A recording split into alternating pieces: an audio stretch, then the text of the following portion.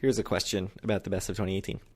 So say you had to name a best bar in terms of somebody's going to AC for the first time and they are like, I want to go to a really good bar. Is it Piccadilly, or are you like, actually? No, of course not. You're not like, it is the most AC experience, go there.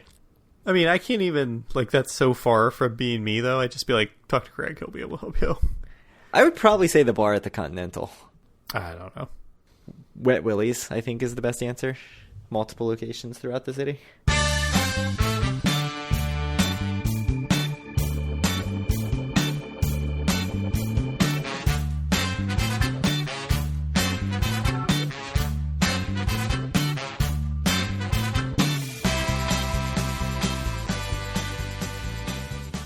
Howdy, it's Thursday, January 17th, 2019, and this is episode 90 of Due for a Win, the Atlantic City and Casino Biz podcast. I'm Kyle Eskin, joined, as always, by Craig Stone. What's good, Craig? 90 seems like a lot. That's 10 away from 100, man. That's crazy. I mean, granted, that's going to be, almost 5 months. Yeah, we'll see. We are doing probably our first episode a week after doing another episode in probably a couple years. But yeah, very long time. Because it used to be commonplace back in the old days. It's true. Back in the old days of our slightly more than 3-year-old podcast. Yeah. Yeah. 2015 to 2019. Obviously 4 years old. Yes. Started. There's no other way to measure that. Yeah, I think you're right. So what happened in 1990? The Trump Taj Mahal opened for business on April 2nd. The big grand opening was April 5th. So if you go and look up which date it opened, you'll see different dates. But they actually started accepting customers on April 2nd. Much like the Hard Rock and Ocean started bringing in customers on June 27th, but their grand openings were June 28th. How'd that work out? Was that just an immediate success? It made a ton of money. Or you mean the double openings? The Taj was either way instantly, I think, the top grossing casino. Yeah, no, it was. Unfortunately, it still had some bankruptcies because debt, baby. Yeah, I had a lot of debt. It's good to finance things on junk bonds, I think, is what we learned. Yeah, no, certainly the Taj came in with a big splash, and right around the same time as the Mirage in Vegas, and those two things seem comparable to me in my mind. Nah, not really. One has held up better than the other. One is although still there and nice. We both enjoy the current iteration of the Taj. So that's true. It only needed about $500 million in renovations to get it to that point. So then the other thing that happened in 1990 that I laugh about every time I think about it is that the Bally's Tower, the big pink Bally's Tower, actually opened in 1990. So here's my question for you, and I don't know the answer, but I think it's close. Is that more or less than 100 years after the Dennis Hotel opened? I think it's a little less. I don't know. Let's go to the tail of the tape. So while you're doing that, the reason I think it's funny is because if you walk out of the elevator in the Bally's Tower, it does not look like 90s. Yes, that is definitely true. It took a long time to build that tower, but stylistically, I think, 1990s, basically 80s style-wise. I mean, I don't know what to say about the style of that tower with just brass and mirrors everywhere, but was that still popular in 1990? I don't know. It's very gaudy and does not hold up as classy at all. So I'm seeing 1870s for the Dennis Hotel, but 100 plus years. It's amazing. Anyway, despite that, it's not as embarrassing when I look at it as the Bally's Tower. It's actually quite nice looking from the outside. The Dennis Hotel, right? Agreed. Yeah. As long as Harry's right in the middle, and yeah, I mean the funniest thing to me is just the concrete box that is the actual casino of Bally's that's right next, like literally 2 feet from the Dennis Tower. Yeah, it's our friend really Andy who had the room directly facing that. Yeah, it's good. Yeah, if you're in a room in the Bally's Tower that looks that direction, The Dennis Tower, you mean? No, in the Bally's Tower that looks that direction. It is really funny to see just like Dennis Tower and literal concrete box. Like it looks like they just plopped a big square piece of concrete right next to it, and we're like, casino here, done. So I have an important question for you before we get into the agenda. Okay. Are either of us going to use our celebration dinner this year? Seems like no. I mean, I have a restaurant. I have a casino a half hour from my house. There surely is no excuse for me not to get up there one night, right? Right. I mean, I only have 2 weekends left. We missed our chance at Atlantic City. We thought that was going to happen, and it fell through. And then we had kicked around a last-minute trip to Maryland to go to Giada or whatever, Gordon Ramsay steak. Gordon Ramsay, yeah. But it just couldn't come together. We would have had to move too much stuff around, and it's like, it's a lot of work. It's a lot of work for $100 dinner. Yeah, to pay like $40-something in tolls probably to get a $100 dinner. Or like $300 in Amtrak tickets. Yeah, and drive eight hours, right, with the kids. Yeah. Seems good. We'll see. I'll keep everyone updated. I still have time. Yeah. But saving grace, potentially the Wyndham status match and re-status match that we were hoping will work. Unclear if that will work come February 1st, but if you have Total Rewards Diamond, you can match just online. There's a website where you just go do it and it does it instantly to become Wyndham Diamond. And then if you're Wyndham Diamond, you can match that to Total Rewards Diamond. So it's unclear to me if you can just be like, match Total Rewards to Wyndham on January 31st, match Wyndham to Total Rewards on February 1st. Like, I don't know if there's a system in place that will just be like, hey, wait a minute. Yeah, I don't know. I know, like, Total Rewards, and, like, I don't think many other casino properties do this. They very specifically call out in their terms that you're not allowed to match 2 Diamond 2 years in a row, but I'm not really sure. So what I'm interested to see is I was not actually technically a match. Oh, because you won it at the first Zorkfest? Right. So I think it's technically a VIP upgrade. Mm-hmm. So I don't know if I could. I have M Life Gold, so potentially I could just take that sometime and say like, hey, match this, and maybe they would let me. I don't know. I'm interested to see. Well, when I got mine matched, I got questioned about it specifically. Right. She's like, have you ever matched in the past? And I was like, no, I haven't. Which is true. I actually hadn't. Right. So you earned your diamond, sir. But now I am planning to just do it online, hopefully. Yes, that would be nice, but I don't know. My expectation, my pessimistic expectation is they'll have to go in person, and then they'll be like, hey, wait a minute. Not only did you get upgraded, but we fought you on getting that extended a year, and we extended it a year. Mm-hmm. So we'll see. Speaking of big events in Atlantic City, since you got yours at Zorkfest, right? I did, yeah. There probably could be no bigger event in Atlantic City than Gamblepalooza, which is coming tax day weekend in April. To technically host that, is it Cousin Vito, I guess, that put together at least the first one up in Foxwood, so I guess he's the official host? Yeah, it seems like it. He's kind of the main guy. Not much about it right now has come out. Just we know that Mark and Dr. Mike from You Can Bet on That are going. Yeah, and what I've heard is it's going to be just Saturday, April 13th, and Sunday, April 14th, and mostly, I mean, I think it sounds like it's going to be at Ocean for the most part, though they're going to do things all around the city, right?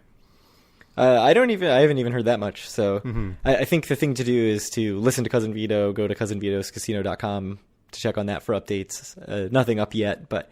And also, Vegas Confections, and follow Eric Rosenthal, eRosenthal1029 on Twitter. I expect all of those things will lead you in the right direction, since I'm guessing if it's mostly Ocean, Eric's probably doing a lot of the the work on that. But so the big question is, are we going April 12th to 15th, Kyle? So, unfortunately, I am in Miami during that weekend with my family, so I cannot make it, which... is a shame, given that I missed Zorkfest as well and have not actually done any of these events like this ever. So, how about you, Craig? I'm tentatively going to Nashville. So I hadn't heard that. That must be new. Well, we knew it was going to be at some point that week, and it's just a matter of figuring out with because my parents. It's your wife's spring break, right? Right. So it's a matter of figuring out like which part of the week works best for my parents to take the kids. Is it your spring break as well? No, but I'll just be taking leave. I don't actually get time off for spring break, but it's our kids' spring break, so they're off anyway, or at least my daughter's off. So that's the plan. It seems like the earlier part of the spring break is easier, which is that weekend. So I don't know. We'll see. If it gets pushed, I'm going to make every effort to make it down. Not only for Gamblepalooza, but because April 12th, the Friday leading into Gamblepalooza, is Kenny Loggins at Ocean. And if I am there, I will be going to Kenny Loggins at Ocean. I just want to make that known.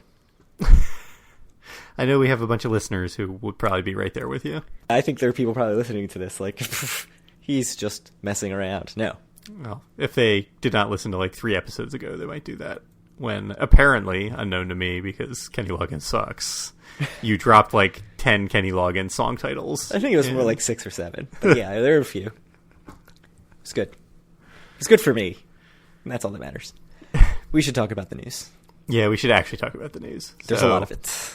I guess the big piece of news that came out, it was a little bit before we recorded the Best of 2018 episode. Yeah, it was like within the day of or the day before, right, messing with us.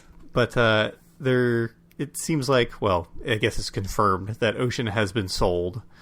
We don't know exactly to who yet, though the rumor posted by Scott Cronick is that it was to Wind Creek Hospitality, who also agreed to buy the Sands Bethlehem in March 2018, though they are not the owner of that yet, right? Yeah, that still has not gone through. So Scott Cronick said that he has very good sources who told him that. We've also seen rumors that Luxor Capital Group, I think, a New York City-based hedge fund, who is one of the investors in Ocean already, is just going to buy it. So that's something that's just been floating around like the Facebook groups. But so I don't know. We don't know who the owner is going to be, who the buyer is going to be. There's been crazy stuff thrown around, like MGM is buying it, like that. Yeah. I would eat my hat if MGM is the buyer of Ocean. Like, that's just not going to happen. Boyd, I think people are like eager to have them back in the market. I don't think they're going to be the buyer. They may even have a non-compete saying that they won't, but who knows? Yeah. So basically, whoever it is that's buying it has agreed to put $70 million in investment into the resort. And I know, I got a chuckle out of some of the things that was mentioned that this money would be spent for, like opening a buffet and things like that. That they were planned. one would hope that it wouldn't have needed outside investment for that. But as we've talked a lot about, Ocean has not done well at all financially. So I guess that's where we're at now. So the new owner, as we said, $70 million investment. Casino Connection AC, which is run by, I think, Global Gaming Business, posted an article saying that Luxor Capital Group, who I mentioned, basically demanded that DFAW sell, and that they will keep the management in place. So very little will change. It will operate as it currently is operating. They just wanted somebody maybe with more secure finances in place. So thanks to Ed O'Connor for sending me that article. I'll link to that. I'll link to the Wayne Perry article that we talked about DFAW confirming he sold the place. Some other stuff worth mentioning is that I know DFAW, when he first was buying it, seemed like he had plenty of capital to pay for this thing, and they had a really long runway. That was one of the things they kept talking about, and it seems like that maybe was not really true. And a couple of hints about that were, first of all, David Danzis of the Press of AC wrote an article noting that DFAW took out a $175 million loan from JP Morgan less than 4 weeks prior to the June 28th opening. So, clearly right before opening, he took out a bunch of money, which indicates that he wasn't actually flush with liquid capital that he could use to give himself this long runway. So that was interesting. And then I remember very much from the Casino Control Commission hearing, and I'll link to an article from Amy S. Rosenberg mentioning this, that DFAW was almost in tears about investing in this, and they asked him, like, what does your family think about you doing this? And he said, we rolled all of our dice. It's been much harder. It's taken a lot to get here. So it seemed like he maybe put more of his money in than he thought he was going to have to. That's like a lot of connecting the dots and speculation, but it does make me wonder if they did not have the runway that they thought they were going to have. And certainly if Luxor Capital Group is forcing him out, I think that would be maybe the logical connection. Maybe it's jumping to quite a long leap to conclusions, but I mean, it's quite possible, and I have no idea. I mean, clearly they're a private company, or, you know, the finances aren't super public, at least that side of it. But certainly when you're making $11 million 2 months in a row in Atlantic City, things aren't going the way that anyone would have hoped they would have gone. And if there were any concerns with liquidity, that would pretty much put it to the test immediately, I would think. Yeah, that's a good point. Like, potentially he had in his mind, you know, we're going to be making even $20 million a month, which they didn't do. And that is a huge, huge difference. There's a lot of, in most hotels, and I assume it's this way for casinos, there's, even when there's not a lot of financial leverage, which I know there is a lot of financial leverage in Ocean, there's a lot of operational leverage where, like, it's a very big jump in profitability for a much smaller jump in revenue in hotels. So yeah, so it's interesting. I mean, just how this unfolded. Certainly, you know, the rumors, and then normally these rumors are around for a very long time, and the fact that this happened in just a few days, it was only 6 months from opening until the sale. Like, that's kind of crazy. But so what do you think? What do you want to see from a $70 million investment in the property, having spent some time at Ocean? So I was thinking back to what we were talking about in the last episode, and the problem with Ocean has always been that, you know, you talked a lot about how Hard Rock has like a cohesive theme, and it's more than the sum of its parts. I think that was something you brought up when you deemed it the best hotel casino in Atlantic City. When I correctly labeled it. Sure. And so, like, I think Hard Rock is more than the sum of its parts. And I think the Borgata has always been equal to the sum of its parts, but all the parts are, like, really, really nice. Right. And Ocean has always been, like, much less than the sum of its parts, I think, right? So that's a really interesting point, because I was listening back to our best of episode, and I was thinking about Ocean, and I was thinking, like, it is a gorgeous property. It has the best rooms. It's beautiful. It has the best rooms. It has just like a gorgeous gaming floor. It has, by all accounts, what I assume to be the best conditions for high rollers to play. Just knowing that, you know, Eric plays there and that Jim from New York plays there, and I trust their judgment that if that's where they play, that's the best place for them to play. Right. And like, so it checks all these boxes, but like things always, I don't know, it's very disjointed, and things always seem to go wrong there somehow. Like, I don't think I've ever had like just a perfect experience there. It's like there's always some service issue, or like just the disjointedness of it all. Like the fact the casino is so separate from the rest of the property. It's, I don't know, it's just like a very strange thing. And, you know, $70 million, if you big complaint is that how disjointed it is, like you can't do anything with that. Right. I mean, yeah, and if going back to some of the parts, right? Like even the dining is very good when you think about individually the dining, but it's hard to wrap your mind around the dining as a whole because it feels all very separate. Like, you know, Amada and Dolce Mare, I think, and Villain and Saint and American Cut, like all the spaces get very good reviews. They have a lot of bars that are very nice, a lot of spaces that are very nice. Yeah, I don't know. I mean, there's a lot. I mentioned Hard Rock being a place that you really want to explore. I feel the same way about Ocean, but I just can't put all those things together in my mind, I think, because they didn't do a good job of putting all those things together. In the hotel. Yeah, in the hotel. Yeah, so, I mean, it is very interesting. And you're right. It's very hard to wrap your mind around what $70 million does to fix that. Because $70 million is not a huge sum, really. No, and there's not like one thing I can say like, oh, like they need to redo the rooms, or like, oh, they need to fix this on the casino floor, because like they don't have any of those problems. Like all the individual parts are very nice. Yeah, I mean, one thing a lot of people have mentioned in both our Facebook group and the Everything AC Casinos Facebook group is finishing out all the rooms that, because there are a bunch of floors that are actually don't have finished rooms on them. So like whether it's building out those rooms or furnishing those rooms or whatever it is, I'm not sure. But, you know, adding a bunch of rooms so that your maximum capacity on those big summer weekends is much higher. I've seen that, but I don't know if more room stock is like really what they need, or like what Atlantic City in general needs. I mean, it's a thing to do, and it wouldn't hurt for those big summer weekends, but I just don't know. It's hard for me to like wrap my head around like what the solution for Ocean is. So, and if I'm not able to do that, I don't know if I can tell you how $70 million can help. Yeah, I mean, the biggest thing to me, we kept saying it feels sort of incomplete, right? So just finishing out those little things that you know are coming to make it feel a little more complete maybe would make a big difference, but I don't know. I mean, it's just like when you think about like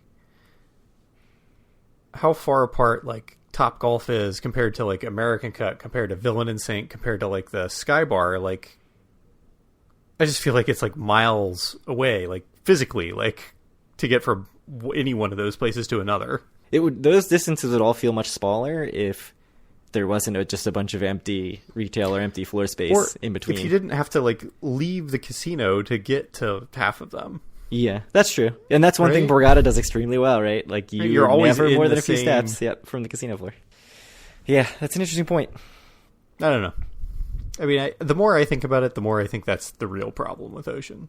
Which, I mean, I think I said that the layout was the problem with Ocean before it even opened. But the more I think about it, the more I kind of double down on that belief. Yeah, although maybe it's one of those things where if you spent a lot of time there, you would not feel that way.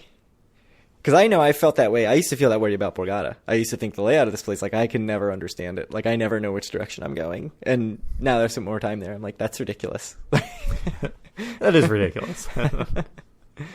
Yeah, maybe. I mean, right. Ocean is definitely more confusing because it's got this weird sort of, like, Oculus shape to it. It's confusing. I know where everything is. It's just disjointed. Yeah, I mean, it's kind of this big oval with, like, offshoots. Right, and, like little fins. Yeah, and like stairs to get everywhere, or like, you know, elevators or whatever. Yeah. So we'll see when that actually gets finalized. I mean, we mentioned if it really is that Wind Creek Hospitality, you know, they've taken now at least 10 months to finalize that Sands purchase. So who knows what's actually going to happen. I mean, we still haven't figured out for sure who it is, so it could be a slow process.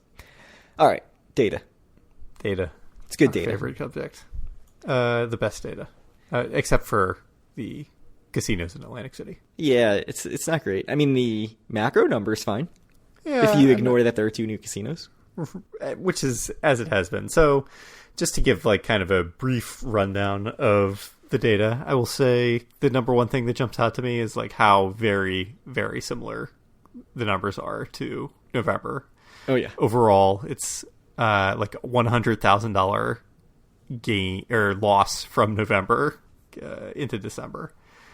So the monthly, the one winner year over year was resorts. They were up about 2.3%. Everybody else was down, and obviously Hard Rock and Ocean are neither up nor down since they weren't here last year. The big losers, the 4 casinos at or above 10% or close enough were Caesars at basically 9.8% down. The Nugget was 10% down. Bally's was 13% down, and Harrah's was 19.3% down. Yeah, that's not great. Nah, it's not the best. So CET definitely pulling up the rear as they have the entire year. And is there anything more anything you want to say about December before we talk about whole year? Well, so there were no sub $10 million properties, which was our bet. Yeah. Ocean came in actually a little higher than November, which is not too surprising because it's includes New Year's Eve and lots of days when people are off between Christmas and New Year's. But up 1.7%. It's actually $1 million worse than Revel's last December, which was, I think, December 2013. Hard Rock did $23.6 million, which was good for third place. They were actually up 10% from November. And then the top two were the same as we've always had. Tropicana in second at 26.1, and Borgata more than double them, $57.44 million. It's just a lot of money. So they just continue to do really well. And so, I mean, that's pretty much the December stuff. I was feeling good about my $10 million bet, because this would still mean that you need a big drop in January or February for you to win. Except I think bad weather last weekend, potentially bad weather this weekend. Yep. And by all accounts, the far out weather forecast says it's going to be very cold and snowy until the end of February, which I don't know if that means anything. I don't know if those far weather forecasts are reliable at all, but yeah. So long weekend this weekend, which normally is a good thing, except it's going to snow. It's going to snow, and it's going to be like 16 degrees on Monday. So yeah. Those two things are not good. And I just got from Hard Rock. Hey, do you want to come on Friday for free? Yeah, never good on a holiday weekend. Yeah. So it's not. I'm nervous. I think. So I was saying I was like 40% confident, and you were saying you're like 60% confident. I'm now like, I think I've got like a 15% chance of winning the bet. Yeah, and I think it's going to be January if it happens. You think? I mean, February is, if it's going to happen, it's going to be like, I think February is usually the worst month of the year, right? Yeah, I mean, it's short. It's horrible weather. I just think the first 2 weekends having bad weather is going to be bad, but and the uncertainty about the ocean sail, I think, causes some problems. Like when you really see crappy numbers is when people start thinking like, "Ooh, why am I investing in a place that maybe is not going to be here?" Right? Yeah. So when there start being rumblings about a place closing, then people really start pulling out. I mean, that's not what we're talking about here, but if people aren't sure if the Players Club program is going to stay the same or whatever, it certainly seems like it is, but if people are worried about it, then you could see people like massively pulling out. Does seem to be a big effect once people hear that there's like a property in trouble or going through a sale. It seems like it changes people's behavior, which I think is a little strange, but it happens. Well, I mean, if you are a player who wants free rooms, like you're not going to go keep playing at a property where there's not going to be rooms. Right?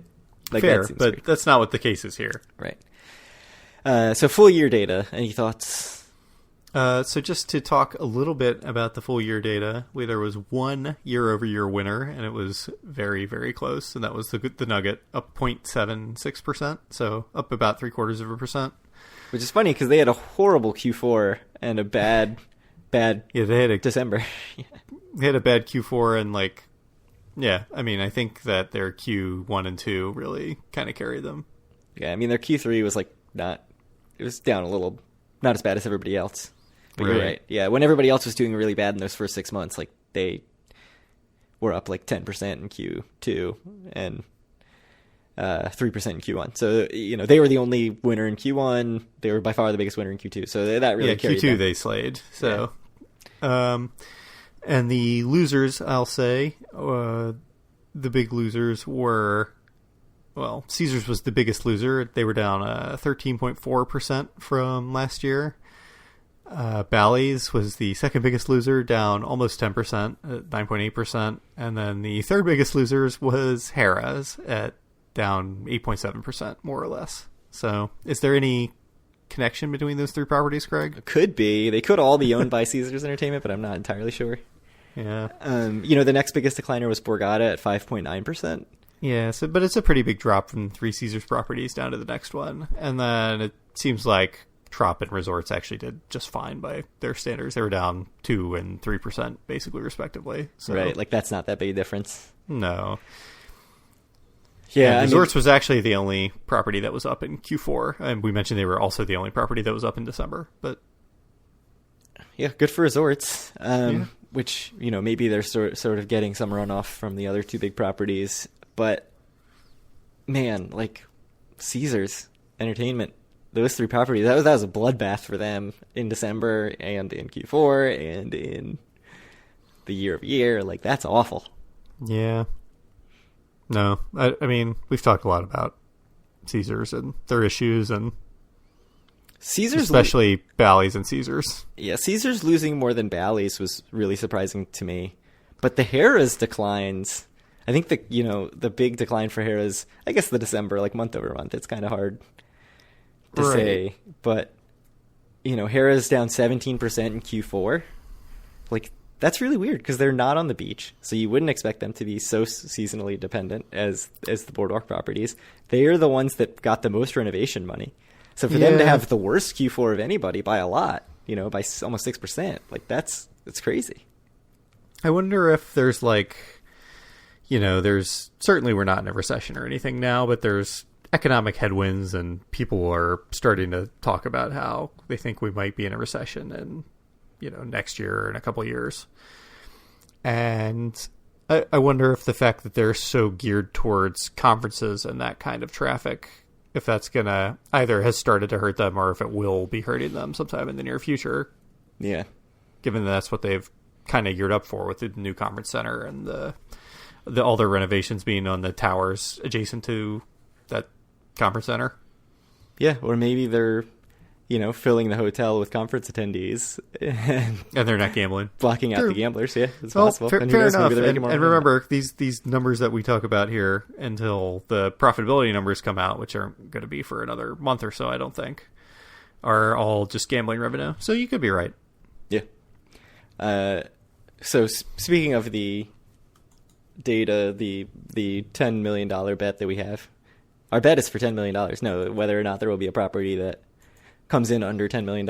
I feel like I need a new item for the end of the show notes every episode. You know how we had, Revel still closed. We had Serial Town still closed. Serial Town not yet open. I think we need just a line item about bets that I still have outstanding that I have not settled with you. Yeah, you still owe me for a meal at the Hard Rock. Yeah, Hard Rock opening first. By hours. By 2 hours, yeah. And now, potentially very soon. $10. $10. A rough $10 bet. That's going to be good. Yeah. When I win. Unless I don't. That's true. It would be nice if you did not win. Yeah. For me and for Atlantic City. Yep. So when you go to Atlantic City, make sure you go play at Ocean a little bit. Ocean and Bally's a little bit. Just inch to them up. Make sure. Yeah. Right. So, anyway, I think that's enough with the numbers. Do you want to talk a little bit about, I guess we got a report. Was it from Linda in the Facebook group? Yes. That Golden Nuggets resort fee went up from $15 to $20. Yeah, confirmed. I checked that. That is the case. Yep. So what is the status? What's left that's $15? Don't think anyone? Not. So Trop and Borg were 15 recently-ish? Are they all 20? Is everything 20 now? Golden Nugget's the cheapest. So 20 at Golden Nugget includes everything. Mm-hmm. So Borgata includes the tax and the $5 whatever fee. Yeah, so there are a bunch that are 15. So there's Borgata, Golden Nugget, Hard Rock are all 15. Okay. But Borgata and Hard Rock add some taxes on top of that, so they end up being slightly more than $20, whereas Golden Nugget just ends up being a flat $20. So Golden Nugget is still the cheapest. Bally, Caesars, Harrah's the most expensive. Oh yes. Yeah, $32.21. Ocean is $27.99. And then everybody else is right in that $20 to $22 range. Mm-hmm. Trop is $24.50. So, yeah, I mean everything's in the $20 to $30 range. It's annoying. But it's better than Vegas, but it's way better than Vegas, that's for sure. Paying $32.21 a night for Bally's for resort fee is just a slap in the face. But whatever. Is Bally's really a resort? Yeah, it's a stretch. All right. So, our friends at Route 40 have been talking a bunch about Carl Icahn and what he's been up to. And I don't what has our friend Carl Icahn been up to? But he's been consolidating all of his paperwork for the Trump Plaza. I know that one of the outstanding items was to get what was it? Was it the lease for it was one of the leases. Like, he didn't own absolutely everything to go along with the actual property that he did own. Mm-hmm. Was it the lease to the casino or something like that? Ground lease for the boardwalk fronting property. Okay. Near on Pacific Avenue. Yeah. Sure. So there was some piece of it he didn't own, and he gathered that up, and the rumor was that it was just so he could do whatever it is he's going to do, whether it be sell or tear it down or whatever. Yeah, so I think that ground lease is the thing that he had to pay $1 million a year for like 100 years, like through some crazy. I think it was through like 2073 or something. So that has been terminated. So that's a big thing. But yeah, I mean, the speculation is that he's looking to sell it. Who in their right mind would ever buy that property? Yeah, 2078. Good question. I mean, dead center location on the boardwalk. You have to tear it down. You have to you avoid all the pipes that go into Boardwalk Hall, apparently. Yeah, they would have to reroute the HVAC. That was the big thing that's delaying any kind of demolition.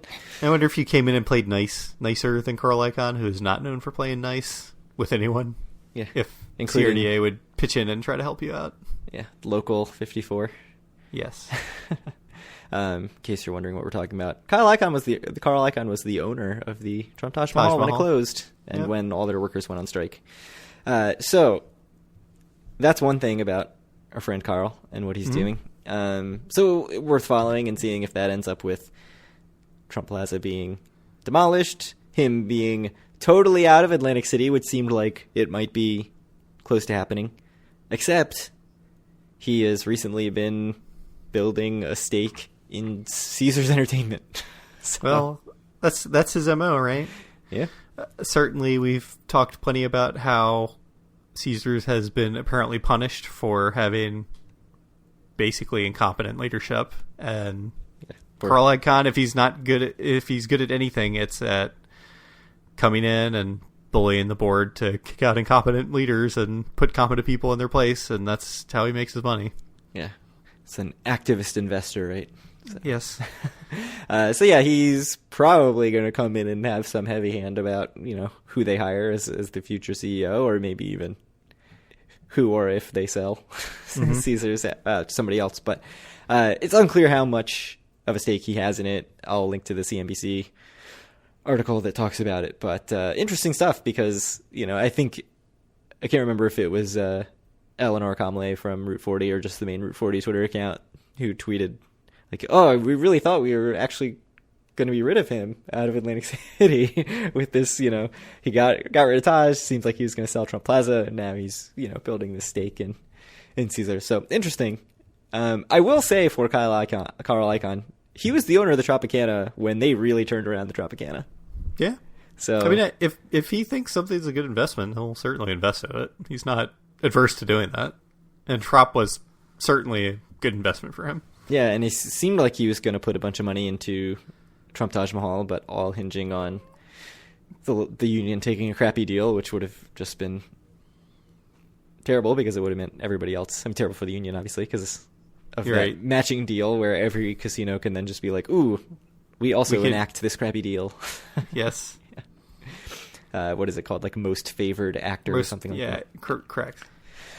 So, yeah, that's the Carl Icahn news. All interesting stuff. I mean, hey, if he comes in and he wants to put a bunch of money into Caesars and Bally's, by all means, I'll welcome Carl Icahn back. I don't think that's why he's investing in them. No, I think he's investing in them to try to get rid of the leadership. Yeah, and potentially do something major with all their Vegas property. Yeah, I suspect that Atlantic City is not playing a big role in his mind and his investment. Yeah, although, he has more of a history with Atlantic City and success in Atlantic City than a lot of other people who could come in and invest in Caesars. That's for sure. You were going to say instead of Vegas, and I'm like, come on, man, the Fontainebleau was great. Oh, yeah, that was him. Awesome.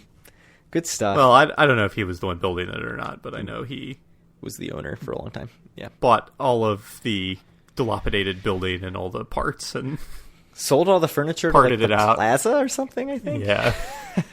Awesome. Oh, yeah. That's great. So is there anything else about him? I think that's it. I think you can finish us out with the last piece of news. We had a surprise announcement from Ron Jaworski, friend, I'm sure, of many Eagles fans who listen to the podcast. Yeah. Atlantic City is getting an Arena League football expansion team. Arena Football League? I think it's the Arena Football League expansion team, which means there will be 5 Arena Football League teams, which is insane because there used to be like 20 Arena League football teams. So yeah, last season there were 4. 2 of them were owned by Ted Leonsis, the owner of the Washington Capitals and Washington Wizards. He has a Washington and a Baltimore team. I think they played each other in the championship. I have no idea. Yeah, so that's the whole scenario is kind of ridiculous. But and then there's also a Philadelphia team, which is an Albany, New York team. Is the Philly team still owned by John Bon Jovi? I don't believe so. Anyways, so interesting stuff. You know, the history of minor league sports in Atlantic City is not great. Oh, Jaworski actually owns the Philadelphia team, and he does some stuff for the league too. Yes, I think he's heavily involved in league operations. Yes. So interesting. Like I mentioned, not the greatest history. Atlantic City Surf baseball team didn't last all that long. Boardwalk Bullies hockey team didn't last all that long. No, I feel like I'm forgetting some others, but yeah, there was a Atlantic City Seagulls, the basketball team, didn't last that long, which I found out from the press of Atlantic City that Marty Small played on the team that won, the Atlantic City Seagulls team that won whatever championship they won. Awesome. Sirens going off now about Marty Small. Yes.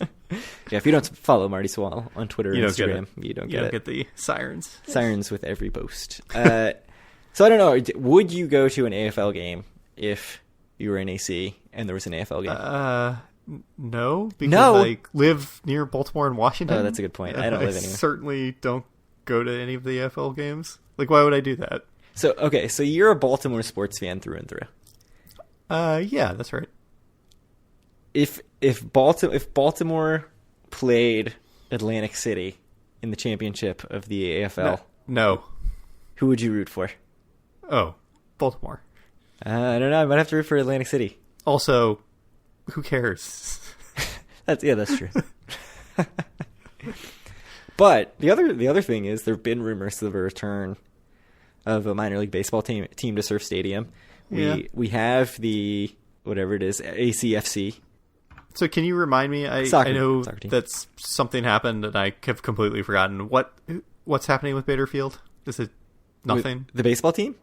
Or Bader Field itself, yeah. I don't know. I don't think they've sold it. I don't think they've got a development deal in place. Okay. Yeah. So nothing. Right. I mean, I know that they gave the former owner of the Atlantic City Surf some months to go try to find a investor to start a team. Yeah. And I don't think that happened yet. In the Atlantic League? Yeah, Atlantic or Can-Am or whatever it is, but yeah. Well, anyway, so just to kind of get to the point, I'm not good at that. This is it can't be bad for the city of Atlantic City. Certainly stuff like this can only help the city. I mean, I went to plenty of Baltimore Blast games as a child. Those were great. And I think this is approximately the same level as that, but it's just nice to have something to do that's family friendly and can get people together to do whatever in your city. You know, it's just something else they can offer on the entertainment front. So good for the city. I mean, good to have a tenant at Boardwalk Hall. Yeah, right. So I would like to go to something at Boardwalk Hall because I think it's a beautiful venue. I know. I've never been. To an event there. We should have gone to boxing that one night. Yeah, we really should have. That was the night I hit a royal. Just in case. The first night I hit a royal, sorry. So, yeah, I mean, I do really feel like those old venues like that, like, I mean, I won't group Baltimore Arena in that's my own nostalgia. No, Baltimore Arena is horrible. I went to a lot of Skipjacks games, AHL games. But, you know, Boardwalk Hall, Hershey Park Arena is very old, and that sort of just, like, very pretty, like, arch inside. There are a couple others that I'm not thinking of right now, but it's unbelievable that you think Baltimore Arena is nice. No, Baltimore Arena is not nice at all. It looks ridiculous. It's a big square. It looks like they just chopped an end off of it. By all accounts, they apparently have fixed it up quite a bit, and it's much nicer than it used to be, which probably makes it worse in your eyes. Oh, I'm sure. I mean, they need to demolish it and replace it, but this is not the Baltimore podcast. Yes.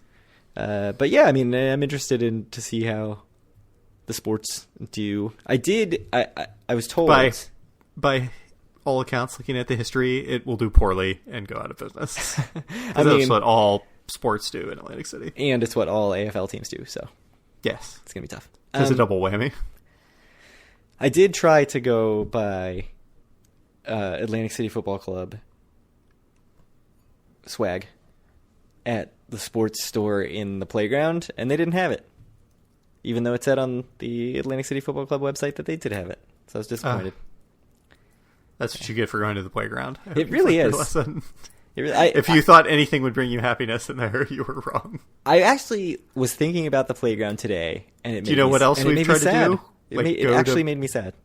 Bars in the playground, and they were all closed. Yeah. Go see music in the playground, it was all closed.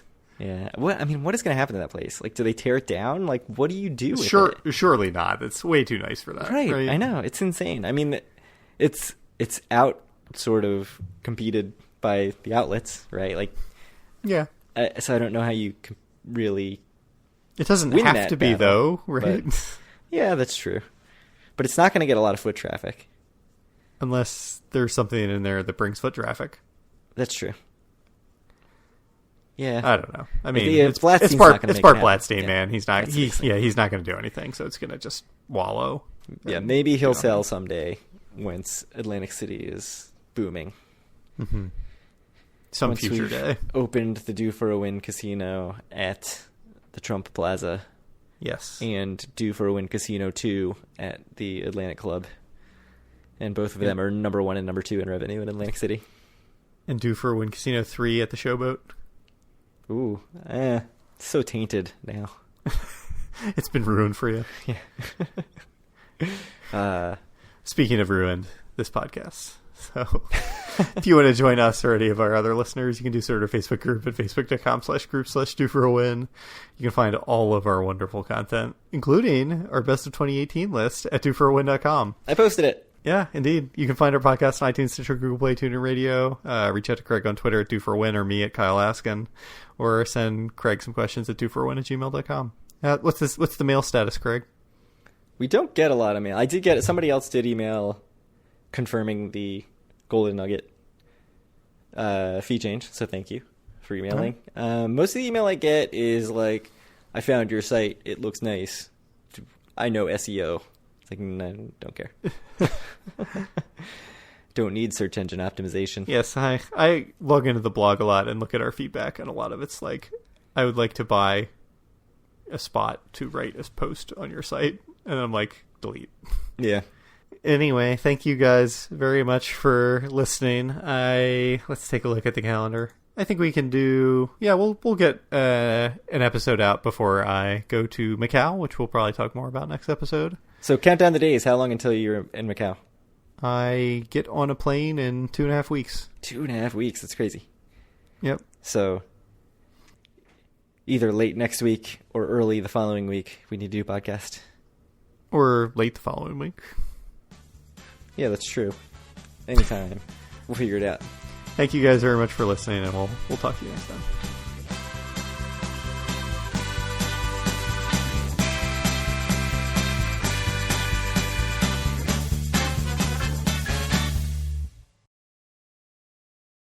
I don't know what exactly $70 million is going to get them. I mean, obviously it's not going to do crazy huge things. Are you rolling some dice over there? That's my ring. 7 out? I need a fidget spinner or something, because I just play with my ring a lot when you're bored by me talking.